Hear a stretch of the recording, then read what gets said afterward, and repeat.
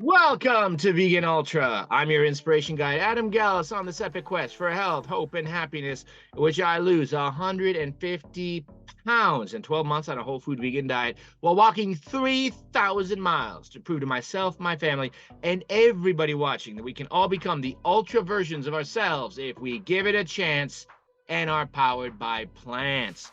This is a special Austin Marathon edition of Diet of Champions, where I show you how my training went this past week and what I ate to make it all possible. So this is the start of week 17.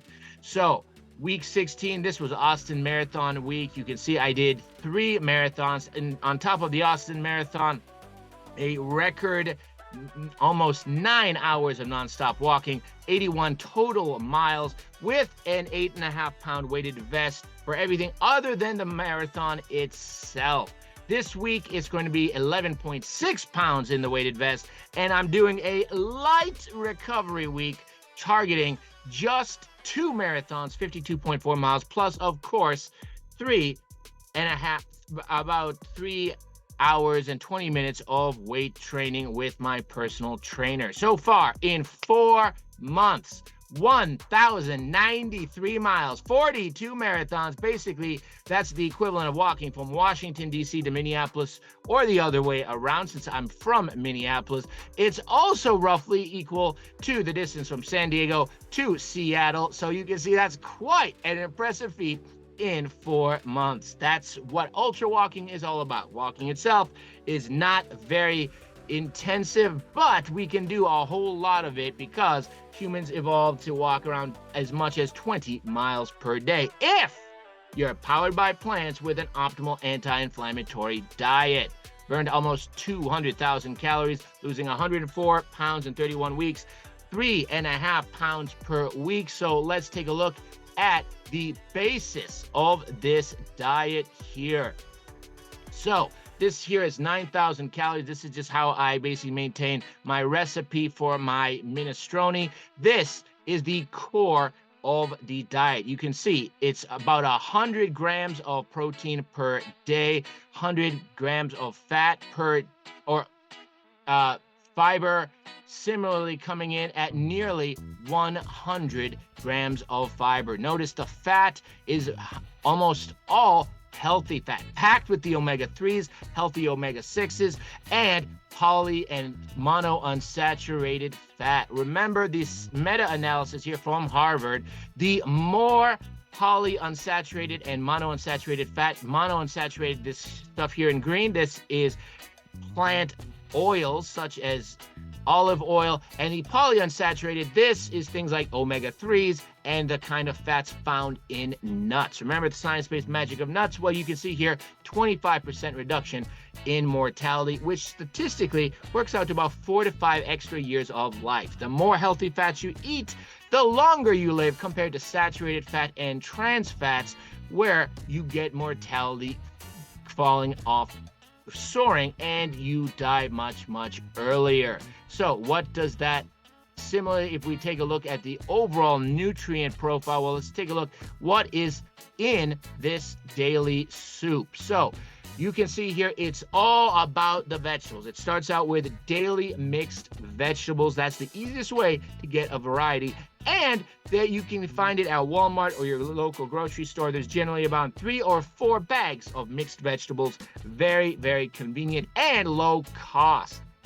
Next, I throw in a can of beans. Now, this I like to go Walmart. They have the no salt added. Remember that some of these canned beans can have 500 or 600 milligrams of sodium in a single can, compared to about 70 milligrams for no salt added. And the benefit is you can just throw the entire can. You don't have to strain it. You get extra nutrients. So that's generally 1 can a day.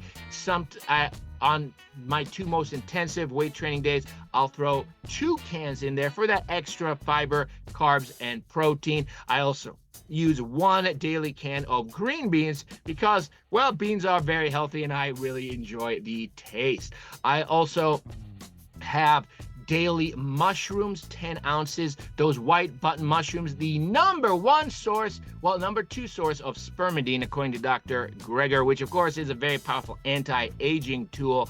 And of course, a can of beets on weight training day. Because of that extra nitrates, it dilates the blood vessels, as does the greens, and that's where kale, spinach, and collard greens. Each day I'll have 1 bag of those, and on weight training days, 2 bags, just to make sure that I've got those nitrates. By the way, on weight training days, I like to strain out about 88 ounces of broth, and I'll just drink the broth and have just 1 bowl of the actual ingredients. That way I have plenty of energy, but you get the benefits of the nitrates, the potassium, and the very gradual, healthy caffeine from the matcha. So that is the basis of the soup. You can see it's a vitamin and mineral powerhouse. I mean, look at this. Remember, this is for a full week, but you can see vitamin C, vitamin A, vitamin B12, folate, potassium. I mean, my goodness, look at the essential vitamins here, especially the B vitamins. Look at the minerals. This is sodium here, low sodium. Remember, this is for an entire week, and you can see packed with protein, all essential amino acids, and that all important potassium to sodium ratio, almost 10-1. Remember, potassium is the anti-sodium. It dilates your blood vessels, lowers your blood pressure, reduces your risk of heart attack and stroke, and the government recommends 2-1 daily potassium to sodium ratio or higher. Well, this soup is coming in at 10, but of course, man cannot live on soup alone. So let's take a look at the rest of the week. Now, you can see this was a calorie-packed week, 25,000 calories, about 3,600 calories. Now, I'm burning about 4,500 calories, so I still had that deficit, lost 2 pounds. But the goal here was really to give my body everything it needed, because I've never done a full marathon all at once. I've done as much as 24 miles of walking in a single day, but that's with breaks. This, we're talking about a full marathon in one go, so I wanted to leave no reasons for failure. So you can see here pistachios, 1 serving of pistachio a day with an extra 5 on Saturday and Sunday. But fruit is everything. Remember, I didn't drink a drop during this marathon. I was hydrated completely by plants. How? Well, during the marathon itself, I had 8.1 pounds of tangerines, 3 pounds of apples, and 2.2 pounds of grapes. And 95 to 97% of the weight of fruit is water. So that is a lot of water. That's in fact about 1.5 gallons that I was basically drinking from eating fruit. Overall, for the entire week, though, 23 pounds of tangerines, 9 pounds of apples, 2.2 pounds of grapes, 11 pounds of watermelon, for 45 pounds of fruit. Absolutely, I love fruit. It was a week of fruit because fruit equals joy, and of course, lots of healthy energy for things like marathons. Some extra cinnamon plant milk in the form of almond milk and pea milk, and I ate 3 of the bags that I've left over chickpea snacks. The only thing wrong with these is relatively higher sodium, but overall, great source of protein and fiber. And by the way, looking at the minestrone, remember that?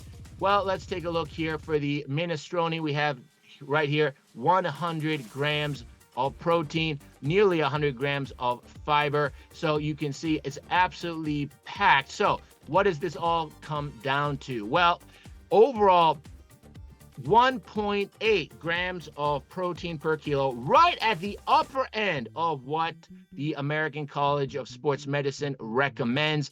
And for my goal weight, 2.26, slightly above, leaving, again, nothing to chance, averaging 155 grams of fiber per day. Remember, anthropologists say we evolved eating 100 to 150 grams per day, about 10 to 15% of our calories. I was eating about 8%, the average American about 1.5%, and the government recommends 3%. 18% overall calories from fat, just 1.7 from saturated fat. American Heart Association recommends 6% or less. U.S. government 10% or less. 17% protein, 65% carbs, and overall higher calories, but still enough to lose weight. But of course, now recovery week, so we're going to have to be looking at the preliminary plan of what is a regular week look like. Well, here is what I worked out with my medical team, including my dietitian. So the goal here is basically 1 serving of pistachios per day, 4 on Saturday, because I enjoy pistachios a lot, and that is my pistachio feast. We have 2 3-pound bags of tangerines. So in this week, for example, where Monday I'm not doing any walking except with my dog, 3 pounds of tangerines. Thursday, no weight training, so 3 pounds of tangerines on that day as well. 3-pound bags of apples on each weight training day. And of course, the grapes on the weekend, the minestrone slightly higher because we have that 1 extra day. For example, I was not eating this on the actual marathon day on Sunday. And of course, the normal amount of plant milk is basically 48 ounces on Tuesdays and Thursdays, Saturdays and Sundays, and 1 bottle of pea milk each weight training day, because that, of course, has high amounts of high quality protein, as much as cow's milk, but of course, much, much healthier overall. So you can see 18,500 calories. That is the goal for February. 2,644 calories per day. The NIH body weight planner says that if I eat 2,840 calories per day through July 20th, my 1-year vegan anniversary, I should hit my goal of 150 pounds. This is slightly lower just because we want to catch up. It's been high calories for the last few weeks due to the marathon and the family celebratory dinner. So thank you so much for joining me for this episode of Diet of Champions, how I was able to complete 42 marathons in 4 months, including the Austin Marathon this past Sunday. Thank you so much for watching. Please subscribe to this channel, like this video to help other people find it on YouTube, and consider trying a Blue Zone vegan lifestyle. It's helped me to lose over 100 pounds in 7 months and can help anybody, because as my doctor says, it's truly a science-based magic and nutrition-fueled sorcery that can help anybody become the Captain America version of yourself if you give it a chance and are powered by plants.